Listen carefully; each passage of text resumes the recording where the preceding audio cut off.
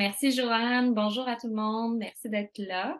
Alors aujourd'hui, la conférence qu'on va entendre, comment Neurocam permet de mieux comprendre et caractériser la santé mentale, va nous être présentée par Dave Saint-Amour, Marie-France Marin et Isabelle Soulière. Je vais vous faire juste une mini biographie pour chaque personne, puis après ça, je vais leur passer la parole. Donc, Dave Saint-Amour, c'est la première personne qui va présenter. Il est chercheur au Centre hospitalier universitaire Sainte-Justine et professeur au département de psychologie de l'UQAM. Il a cofondé le Centre de recherche en neurosciences cognitives et a été titulaire de la chaire de recherche UQAM en neuropsychotoxicologie environnementale. Ses travaux de recherche visent à mieux comprendre comment des substances toxiques présentes dans l'environnement peuvent modifier le fonctionnement du cerveau, en particulier chez les enfants et les adolescents. Ensuite, on va entendre Marie-France Marin, qui est professeure, elle aussi, au département de psychologie du CAM. Son expertise concerne l'impact du stress et des hormones de stress sur la modulation des mémoires émotionnelles négatives. Elle a mis sur pied en 2016 le STEAM Lab, donc laboratoire stress, trauma, émotion, anxiété et mémoire. Les travaux de son équipe visent à mieux comprendre les facteurs environnementaux et biologiques qui influencent la formation des mémoires liées à la peur et des mémoires de sécurité. Et ensuite, Isabelle Soulière présentera aussi. Elle est également issue du département de psychologie de l'UQAM. Elle est neuropsychologue clinicienne. Elle a travaillé comme neuropsychologue auprès d'enfants et d'adultes avec troubles neurodéveloppementaux à l'hôpital Rivière-des-Prairies. En 2012, Isabelle a fondé le laboratoire IDEA, donc laboratoire sur l'intelligence et le développement en autisme. Ce laboratoire a pour objectif de développer et d'améliorer les méthodes d'évaluation, d'enseignement et de travail pour les enfants et les adultes autistes afin de refléter plus adéquatement leurs capacités. Donc, le laboratoire IDEA a pour intérêt de mieux comprendre le fonctionnement cognitif des individus autistes afin de mieux répondre à leurs besoins en termes d'intervention, tout en misant sur leurs forces et leurs spécificités cognitives. Donc voilà, je suis désolée, j'ai lu, mais je voulais pas rien oublier. Je laisse la parole à Dave pour poursuivre la conférence. Merci beaucoup. Bonne écoute. Merci, Kate. Donc, bonjour à tous et à tous. Donc, d'abord, merci, Joanne et l'ISS de l'invitation. On est très enthousiastes d'être avec vous aujourd'hui. Je vais partager mon écran. Un instant. Partager. Comme ça. Donc, tout le monde voit mon écran? J'assume que oui. Parfait. Donc, le but, en fait, notre but aujourd'hui, c'est de vous présenter brièvement Neurocam si vous avez jamais entendu parler ou si vous connaissez peu. Mais c'est surtout comment nos récents développements du centre peuvent contribuer là, peut-être à améliorer la recherche et l'intervention dans une problématique, disons, d'actualité qui est la santé mentale. Donc, je suis le premier à prendre la parole parce que je suis officiellement le directeur du centre. Mais je tiens à préciser d'emblée que Neurocam a toujours été bicéphale, toujours eu une co-direction dès sa création. C'est même dans nos statuts et règlements. La co-directrice actuellement, c'est Isabelle Soulière, donc vous allez entendre dans quelques instants. Mais officiellement, là, donc aux yeux du service de la recherche de la création de l'UQAM, c'est seulement mon nom, mais nous sommes deux directeurs. Neurocam a été créé quand même depuis 2012. Son unité d'attache ou sa faculté d'attache, c'est la faculté des sciences humaines, comme l'ISS. D'ailleurs, beaucoup des membres de Neurocam sont aussi membres de l'ISS. Et bien que la majorité soit du département de psychologie, mais je vais y revenir un petit peu plus tard. Alors, je veux faire avancer ça. Voilà. Donc, rien de mieux que de vous montrer Neurocam en image. Ça, en fait, c'est une photo tirée de la journée scientifique de 2019, si je ne m'abuse. Donc, on a ici moi-même, Isabelle. C'est comme un peu un Où est Charlie, là? Ici Marie-France. Il y a d'autres membres du département de psychologie. Il y a, tiens, Isabelle Rouleau, la directrice actuelle du département. En fait, ça illustre bien la mission que s'était donnée Neurocam dès sa création, c'est-à-dire de créer un lieu de rassemblement à l'UQAM, parce qu'il n'y en existait pas quand moi je suis arrivé à l'UQAM en 2009, pour propice donc au partage des connaissances, aux collaborations de recherche en neurosciences cognitives, donc intramuros, mais aussi avec d'autres universités. Donc, dans l'image qu'on a ici, il y a plein de chercheurs de d'autres constituantes de l'UQ pour créer là, des collaborations puis des projets interuniversitaires et surtout interdisciplinaires. C'est un mot un peu galvaudé, puis peut-être un peu moins. Maintenant, c'est plus dans les normes d'être interdisciplinaire, mais à l'époque, c'est ce qu'on voulait favoriser le plus possible. Donc, maintenant, en chiffres, c'est quoi Neurocam? C'est 31 maintenant, donc à l'origine, à la création, on était 18. Là, maintenant, c'est 31 membres réguliers, 18 de l'UQAM, de 3 facultés, essentiellement de sciences humaines, mais aussi d'éducation et faculté des sciences. C'est 13 chercheurs, chercheuses provenant d'autres universités à Montréal et aussi de l'UQTR et de l'UQO. C'est 21 membres associés provenant encore à peu près des mêmes universités, mais aussi de Québec, de l'Université Laval. Donc, c'est un réseau qui s'est développé, qui, on espère, va encore plus se développer dans les prochaines années. Et qui comprend, donc ici, c'est un chiffre, là, mais seulement à l'UQAM, c'est plus de 90 doctorants et post-doctorants, doctorantes qui sont supervisés par des membres internes de Neurocam. Ici, j'ai donc thématique de recherche. Ici, c'est la première figure qui figurait dans notre première demande lors de la création en 2012. Et on avait un axe enfant-adolescent, un axe adulte-vieillissement, avec des axes d'épaule, des thèmes. C'est difficile à suivre par contre, là, parfois, pardon, avec des axes peut-être transversaux comme la cognition, la neuropsychologie, ça c'est le cœur de Neurocam. Ce qui est, je veux juste que je revienne. Je fais ça comme ça. Comme un petit problème. Non, c'est l'autre bord. Neuroimagerie, donc en fait, hein, l'activité de recherche centrale dans la très grande majorité des membres de Neurocam, c'est d'étudier la relation entre le cerveau et le comportement. Donc, on utilise des outils, divers outils, mais incluant des techniques de mesure d'activité cérébrale, de neuroimagerie, qui sont soit à l'UQAM ou dans des centres, le plus souvent dans des centres hospitaliers. Santé environnementale, et on avait écrit santé mentale en 2012. Je dois avouer qu'on avait très peu de chercheurs, chercheuses dans cet axe-là, et c'était un peu le bas qui blessait à Neurocam.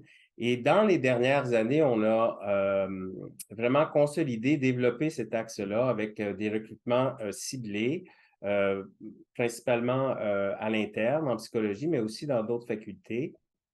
Et ça inclut là-dedans Marie-France Marin, qui va vous en dire un petit peu plus long tout à l'heure, qui s'est joint à nous quelques années, là, il y a 5 ans déjà, ça va vite. Voilà. Donc, elle va vous dire plus concrètement tout à l'heure ce qu'elle fait dans la vie. Le problème avec les axes, on en parlait juste un petit peu plus tôt avec Joanne, ben, c'est que ça crée des silos. On ne sait pas trop, il y en a-tu 2, 3, 4, 5, 20. Ça porte à confusion parfois. Et donc, ça, c'est la version 2023. Donc, je vous ai présenté la version 2012. Ça, c'est la version 2023. où on a toujours des axes parce qu'on nous demande d'avoir des axes. Donc, on en a. C'est encore enfant, adolescent, vieillissement, mais on a regroupé santé cognitive et affective et vous allez voir pourquoi avec les quelques exemples qu'on va voir tout à l'heure. C'est très difficile lorsqu'on étudie le fonctionnement du cerveau de dire ça, c'est purement cognitif et ça, c'est purement émotif, affectif ou qui appartient à la santé mentale. Donc, on a mis ça ensemble et ça fait partie d'une force de Neurocam d'avoir des chercheurs qui s'intéressent aux deux dimensions. Ce qui est pas, on n'est pas unique au monde, hein? On fait ça maintenant, tout est. Il y a plus de canaux de communication entre les disciplines de recherche, mais c'est vraiment quelque chose qu'on veut développer. Et on a toujours un pôle méthodologique en neuroimagerie pour essayer d'avoir je dirais pas des marqueurs, mais peut-être mettre le doigt un petit peu plus concrètement sur ce qu'on appelle la santé mentale, qui est souvent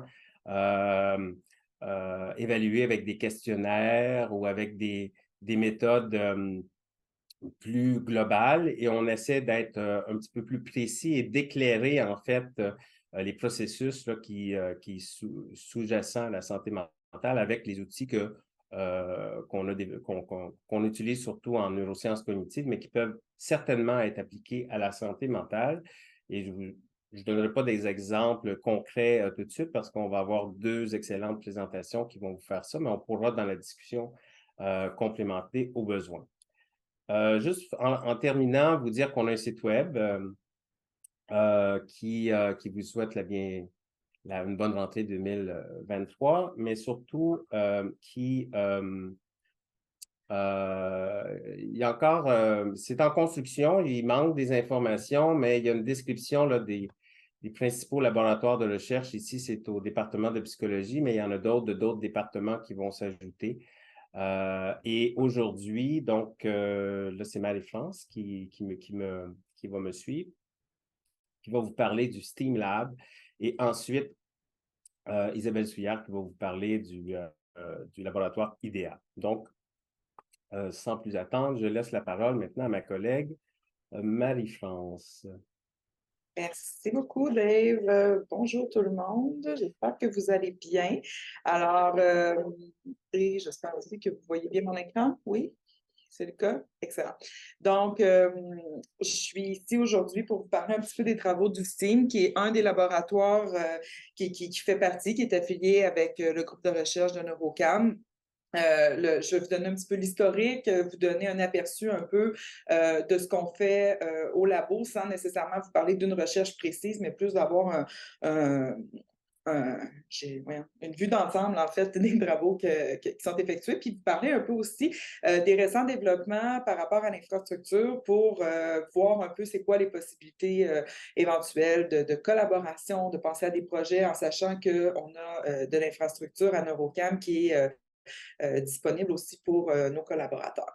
Donc, le STEAM Lab, on en a parlé tout à l'heure lorsque Kate a fait notre introduction. Ça m'a pris bien du temps à choisir l'acronyme pour mon labo parce que je travaille sur bien des choses et j'ai de la difficulté à me focusser sur un seul thème. Mais en fait, on est un laboratoire qui s'intéresse au stress, au trauma, aux émotions, à l'anxiété, pas seulement pathologique, mais à l'anxiété comme on la vit tous à différents degrés, et à la mémoire. Et à travers tout ça, ben, notre logo, vous pouvez voir, est représenté par un cerveau parce qu'on s'intéresse entre autres aux mécanismes neuronaux qui sont associés à ces phénomènes-là et on s'intéresse également aux différences sexuelles, d'où les teintes du logo. Donc, un grand intérêt pour justement les différences hommes-femmes, mais au-delà de ça, tout ce qui est hormonal, donc comment les hormones sexuelles, qu'elles soient endogènes, donc celles qu'on produit naturellement, ou encore les hormones exogènes qu'on pourrait prendre par exemple via la pilule contraceptive, vont avoir une influence sur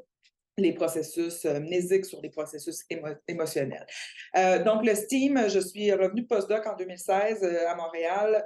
On a parti le premier labo en 2016 au centre de recherche de l'Institut universitaire en santé mentale, où est-ce que je suis toujours chercheur à cet endroit, donc au CIUS de l'Est de l'île de Montréal. À ce moment-là, j'avais été recrutée au département de psychiatrie de l'Université de Montréal. Et en 2018, C'était la plus belle journée de ma vie. J'ai fait le grand saut vers l'UQAM. En fait, j'ai été recrutée ici au département de psychologie à la section neuropsychologie et d'entrée de jeu, en fait, j'ai été membre NeuroCam à partir de ce moment-là et je me suis également impliquée au sein du comité exécutif de NeuroCam. Donc, on a 2 sites pour notre labo et je vais vous parler du site 2018. Donc, en 2017, on a eu la chance d'avoir une FCI au CIUS pour établir nos labs, pour avoir de l'équipement aussi qui va nous permettre de répondre à nos questions de recherche. Et maintenant, si vous venez vous promener au pavillon Adrien Pinard, vous allez voir sur le premier étage qu'il y a beaucoup de construction parce qu'on a un deuxième labo, en fait, qui est en construction actuellement, qui devrait être terminé et prêt sous peu. Le STEAM, ça regroupe actuellement 15 étudiants au cycle supérieur de l'UQAM principalement, mais également de l'Université de Montréal et de l'UQTR en co-supervision. Une stagiaire postdoctorale, 2 coordonnateurs de recherche et 3 étudiants de premier cycle, ainsi que 9 auxiliaires de recherche. Fait que j'ai fallu que je fasse le décompte avec les noms. C'est beaucoup de monde qui travaille, pas tous à temps plein, à temps partiel aussi, pour répondre tenter en fait d'arriver à notre mission générale, où est-ce qu'on cherche dans le labo à identifier les facteurs hormonaux, donc autant hormones sexuelles, comme j'ai parlé tout à l'heure, mais également les hormones de stress qui sont vraiment au cœur de nos travaux. On s'intéresse aussi à savoir comment les facteurs cognitifs et environnementaux, notamment l'environnement familial, contribuent à la vulnérabilité des individus à développer des troubles anxieux et des troubles de stress post-traumatique. Donc, on ne travaille pas seulement avec des populations cliniques, on travaille beaucoup aussi avec les populations générales en santé pour comprendre comment ça marche, c'est quoi les influences de ces facteurs-là justement sur des processus émotionnels, sur des processus cognitifs qui pourraient nous rendre plus ou moins à risque lorsque survient par exemple un événement traumatique. Donc, on s'intéresse à ça autant chez les enfants, les ados que les adultes. Donc, on essaie de couvrir. Pour l'instant, on n'a pas travaillé beaucoup avec la personne âgée, quoique avec les hormones sexuelles, je pense que c'est quelque chose qu'on devrait poursuivre dans les prochaines années, mais sachez que ce n'est pas présentement dans les travaux actuels.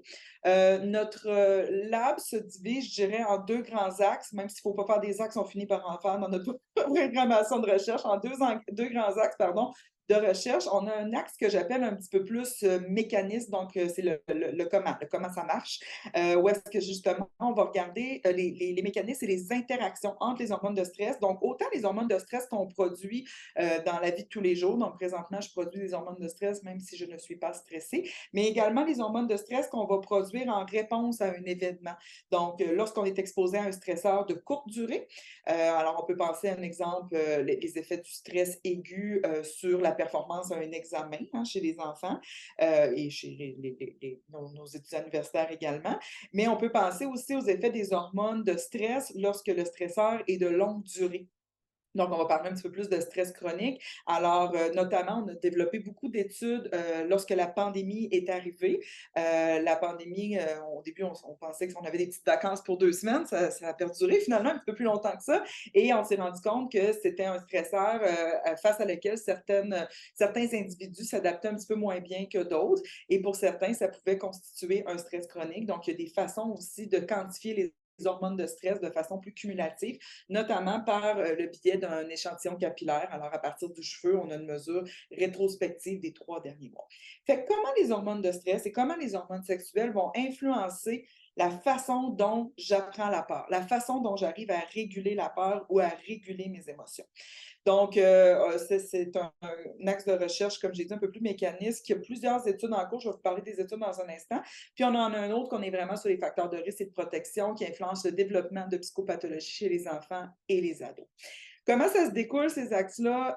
Par différentes questions. Je n'ai pas mis tous les projets, mais on a quelques projets en cours ou en cours d'analyse. Fait que vous pouvez rester à l'affût. Il va y avoir certainement des communications à cet effet-là dans les prochains mois, prochaines années. Alors, notamment, un de mes doctorants, Félix Duplessis-Marcotte, travaille sur les effets des hormones de stress et des hormones sexuelles sur la prise de décision. Est-ce que c'est vrai qu'on prend des mauvaises décisions lorsqu'on est stressé?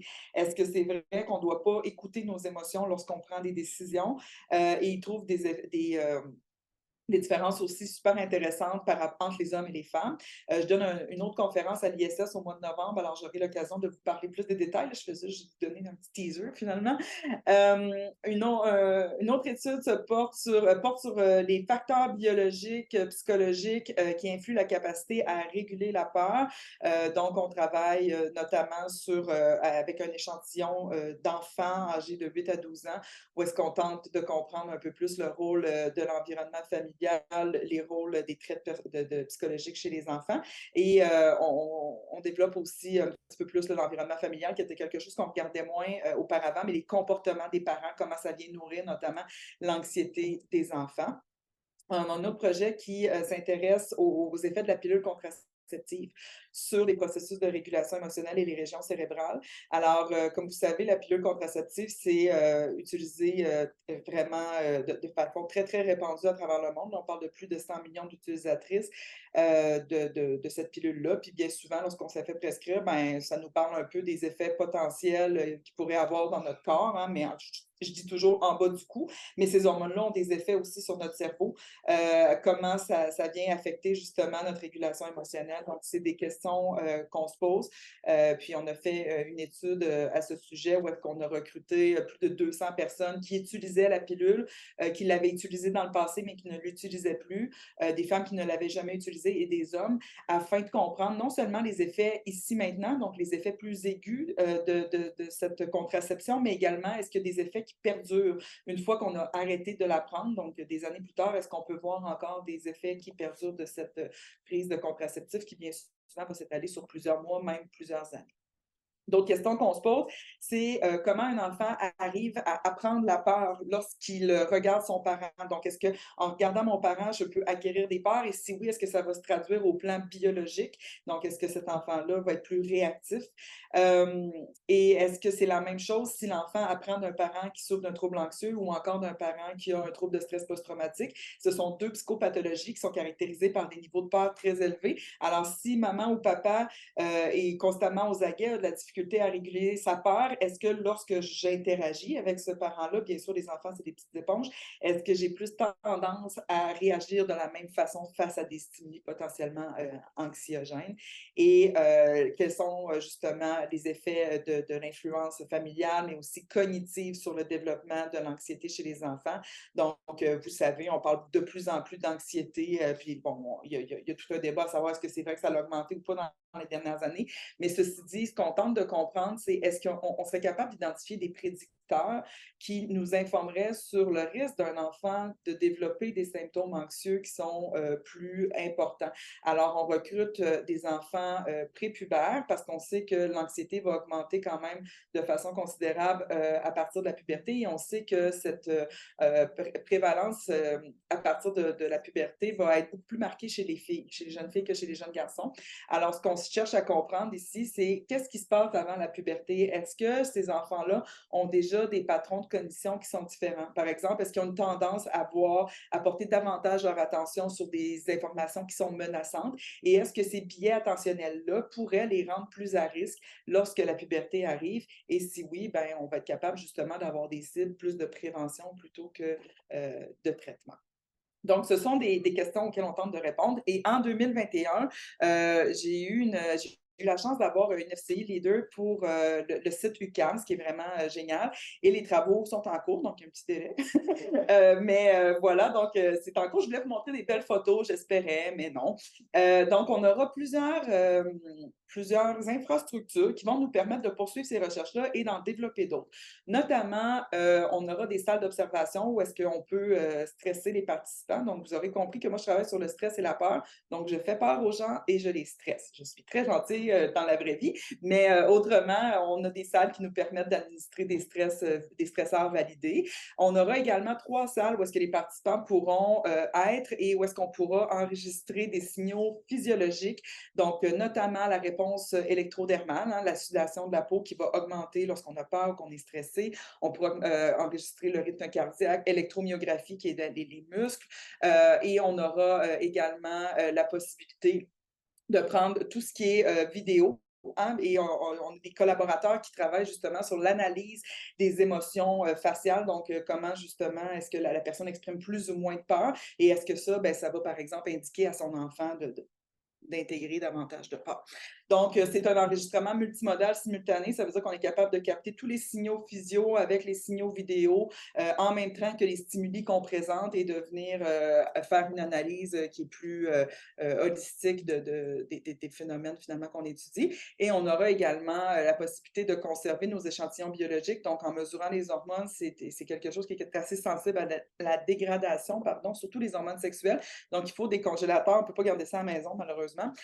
Puis, on ne veut pas non plus garder ça à la maison. Alors, il nous faut des congélateurs moins 80. Donc, sachez-le, si jamais c'est des choses qui vous intéressent, on aura de l'espace avec des congélos qui nous envoient des petites alarmes si jamais ça dégèle. Fait que comme ça, on est sûr que nos échantillons fonctionnent bien. On aura dans les salles d'administration de protocole pour nos participants, donc 2 salles comme ça, puis une salle où est-ce qu'on peut les observer ou les stresser, que j'appelle. Toutes les salles vont être munies de caméras micro qui pourront communiquer avec la salle contrôle. On aura des systèmes d'oculométrie, donc de pouvoir traquer où est-ce que les gens regardent, justement. Ça peut nous indiquer des choses sur les billets attentionnels et on aura un système qui sera fixe et un système qui sera portable. Donc, si vous voulez mettre des lunettes et laisser les gens se promener dans leur environnement pour voir un peu où est-ce qu'ils regardent, c'est toutes des choses qui sont possibles de faire avec ces labos-là. Plein de logiciels pour analyser, plein de logiciels pour administrer les stimuli.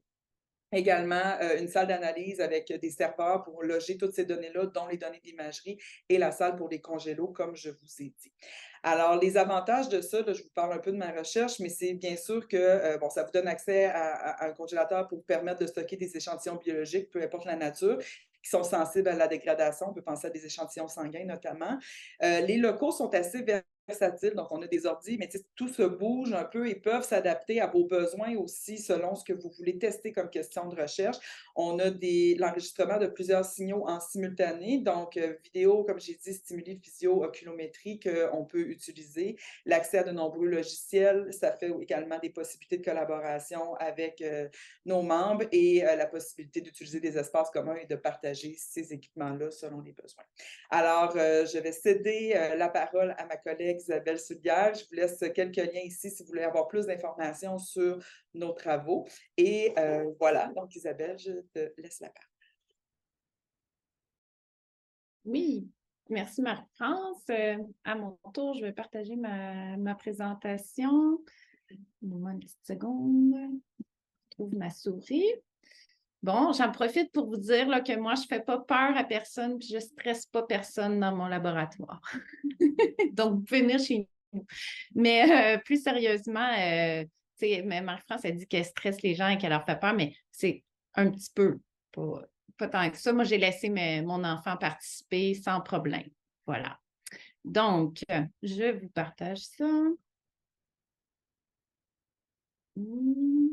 Voilà. OK. Donc, moi, je vais vous parler du laboratoire IDEA. Moi, ça fait un petit peu plus longtemps que je fais l'UQAM. Ça fait aussi longtemps que NeuroCam existe, là, ça fait 11 ans cet été.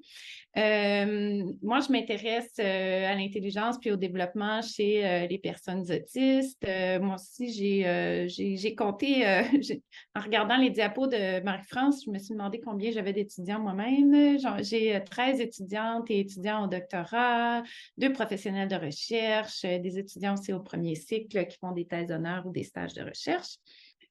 Donc, on s'amuse bien.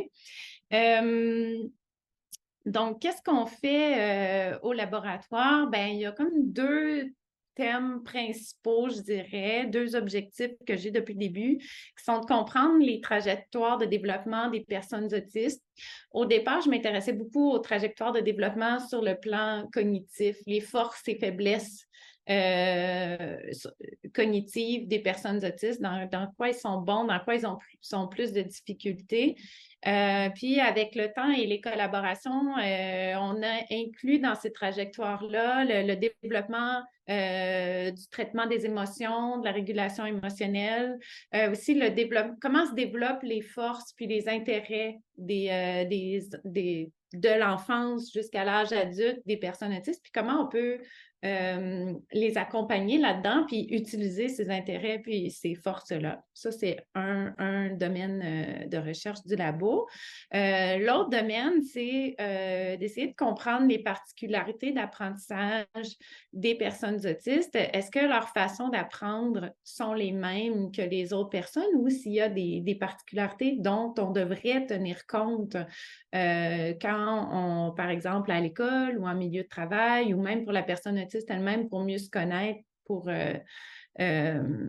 choisir comment elle décide d'apprendre puis d'investir son temps. Ça, c'est les deux domaines principaux du laboratoire. Puis, j'ajouterais à ça que depuis le début, le laboratoire fait beaucoup de recherches. On fait de la recherche collaborative puis de la recherche inclusive. Il y a des personnes autistes qui sont dans l'équipe de recherche, soit comme étudiants, comme chercheurs, comme collaboratrices de recherche aussi, puis qui nourrissent le laboratoire, puis qui participent à toutes les étapes de la recherche les concernant. Puis, on a comme mandat ou objectif, en tout cas, de partir des forces puis des spécificités des personnes autistes, mais pas en ayant d'emblée une perspective de déficit qu'il faut adresser, mais plutôt de constater les différences plutôt que les déficits par rapport aux autres personnes. Donc, on est moins dans un modèle médical, si on veut, pour faire la recherche. Voilà. Donc, des exemples de questions de recherche dont on traite au labo, dans le groupe.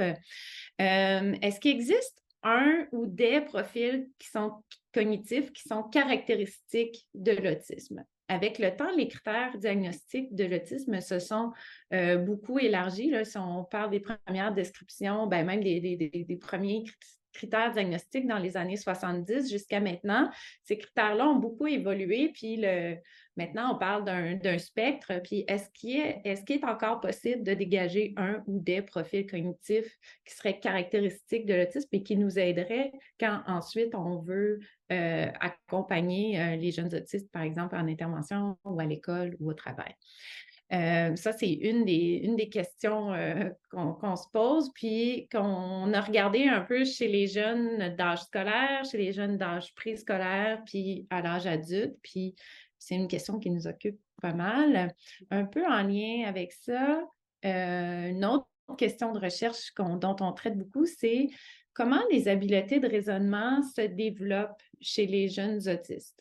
Est-ce que les mêmes stratégies sont mises en place par les autistes pour résoudre des problèmes abstraits, des problèmes complexes? Est-ce qu'ils se prennent de la même façon ou est-ce qu'il y a certaines spécificités? Ça, c'est à partir de constats qu'on avait en clinique, là, quand on faisait l'évaluation neuropsy des jeunes autistes.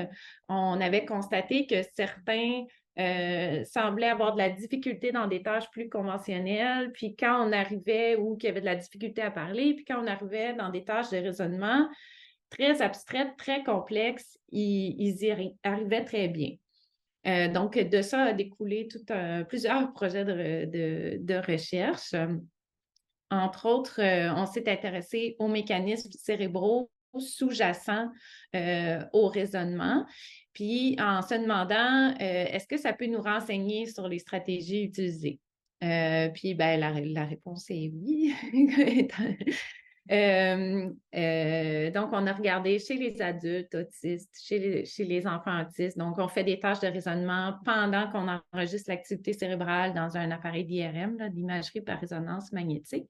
Puis, on peut comparer quels réseaux cérébraux sont activés chez les personnes autistes versus chez les personnes non autistes. Il y a des différences qui nous permettent de dire que les personnes autistes ont probablement une approche qui est plus basée sur leur processus perceptif, leur mémoire de travail visuelle versus les personnes non autistes qui utiliseraient davantage des ondes liées à la mémoire de travail, mais davantage verbales. Ça, c'est chez les adultes. Puis on se rend compte que chez les enfants, il y a des patrons un peu différents qui nous font penser qu'il y a des effets développementaux là-dedans, dans les mécanismes cérébraux sous-jacents au raisonnement. Puis ça a développé, ça nous a amené d'autres questions de recherche reliées. Un autre domaine qui m'intéresse, c'est est-ce que les intérêts intenses des personnes autistes peuvent être, est-ce que ça correspond à des passions? Il y a tout un champ de recherche dans la psychologie sociale, donc pas dans la neuropsy, mais en psychologie sociale, dans la psychologie de la motivation, il y a un champ de recherche sur les passions qui peuvent avoir des aspects positifs et négatif dans la vie des personnes qui ont des passions, selon que notre passion est plus obsessive ou plus en harmonie avec nos autres activités et nos autres intérêts. Et puis, on a décidé d'appliquer ces modèles-là chez les personnes autistes. Dans les critères diagnostiques, on parle d'intérêt restreint, d'intérêt répétitif, mais est-ce que si on employait plutôt le terme passion, est-ce que déjà ça serait plus positif la manière dont on voit ou conçoit ces intérêts-là chez les personnes autistes? Puis, la première réponse que j'ai à vous donner, c'est que oui, ce sont des passions, ça correspond aux critères des passions. Le niveau d'engagement, le niveau d'investissement, puis les aspects positifs que ça apporte à la personne autiste de pouvoir pratiquer ses intérêts, ça correspond à ce qu'on appelle une passion chez un individu neurotypique. Puis, là, on est en train de voir comment ces passions-là sont liées ou non au choix d'études puis au choix d'emploi que les personnes autistes font. Donc, ça vous donne un petit aperçu des questions de recherche qu'on a dans mon labo. Maintenant aussi, je voulais vous parler d'un nouveau laboratoire, en fait, d'une nouvelle subvention qu'on vient d'obtenir cet été, encore une fois de la FCI, un peu comme ce dont Marie-France vous parlait tout à l'heure, le même organisme. On vient tout juste d'obtenir la subvention et on espère que notre laboratoire va être fonctionnel plus rapidement que celui de Marie-France, étant donné qu'il y a moins de construction et de travaux de construction prévus. Donc, c'est une subvention d'équipe de 3 chercheurs de Neurocam, donc avec Dave Saint-Amour qui a parlé en premier et avec Paquito Bernard qui est au département des sciences de l'activité physique. C'est pour le M3 Lab, donc le M est au cube pour laboratoire mobile d'investigation multimodale en santé mentale. Puis, qu'est-ce que c'est le M3 Lab? On avait, en déposant cette demande-là d'infrastructure, on avait pour objectif d'être capable d'étudier les effets des habitudes de vie sur la santé mentale et cognitive en contexte vraiment écologique, là, à l'extérieur du laboratoire, d'où l'idée d'un laboratoire mobile qu'on peut amener chez les gens pour collecter des données en continu sur des longues périodes.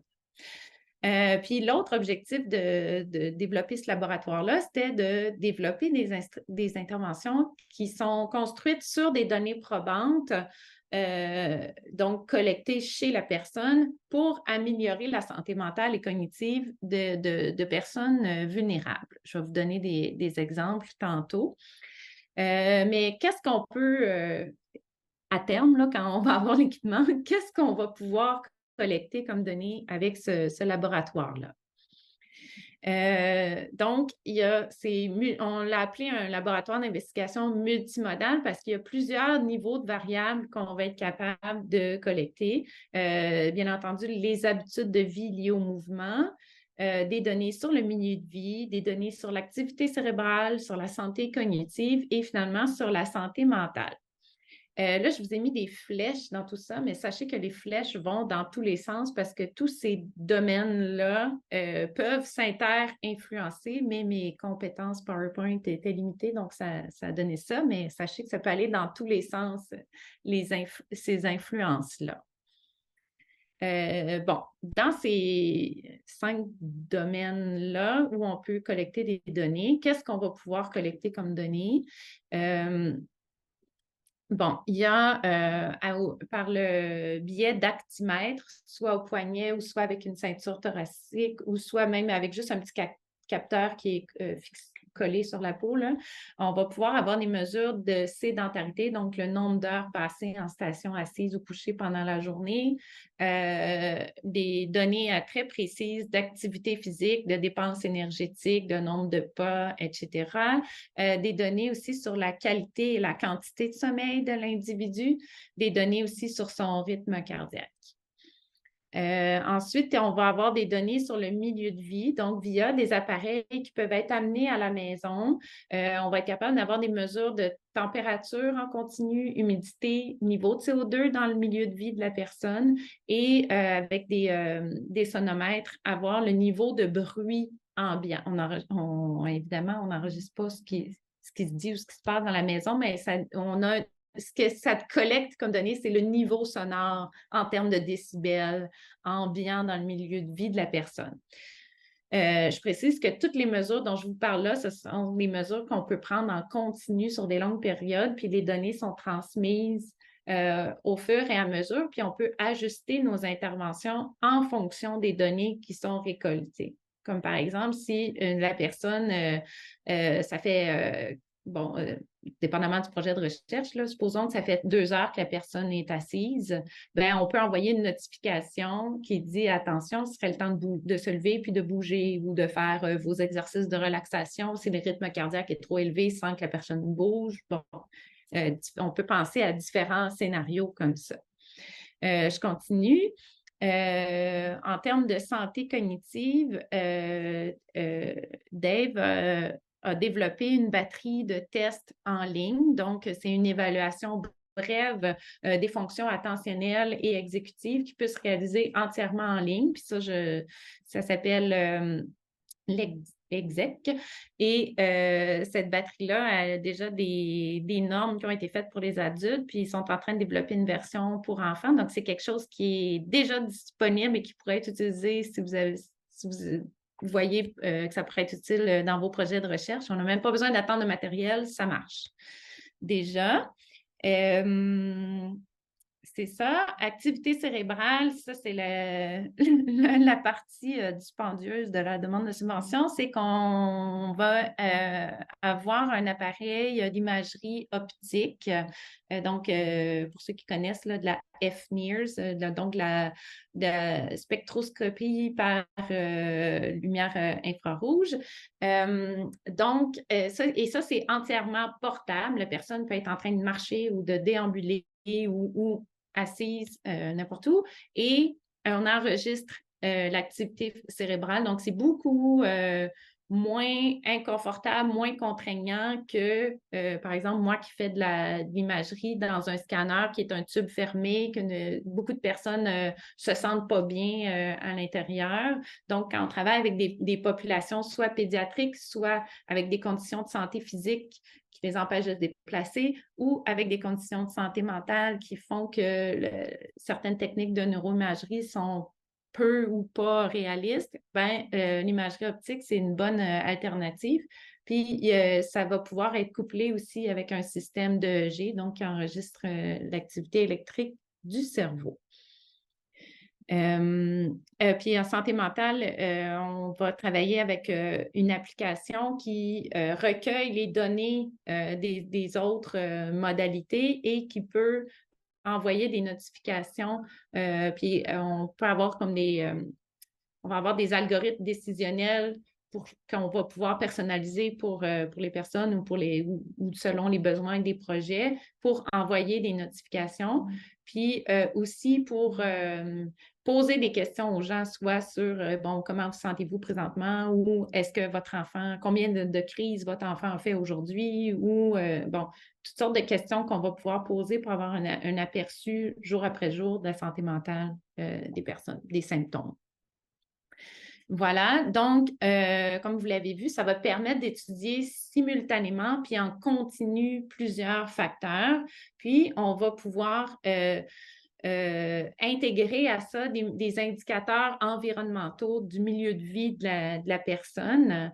On va pouvoir aussi inclure de la mesure d'activité cérébrale qui va venir nous aider à comprendre les mécanismes d'action des interventions qu'on va proposer aux gens. Puis ça permet de rejoindre des populations dans leur milieu, donc dans les écoles, à la maison ou en région éloignée. Puis ça va permettre d'avoir des interventions qui sont personnalisées et puis qui s'adaptent au progrès de la personne, étant donné qu'on peut collecter des données en continu au fur et à mesure. Voilà, donc restez à l'affût là, pour les développements du M3 Lab et les possibilités de collaboration. Merci.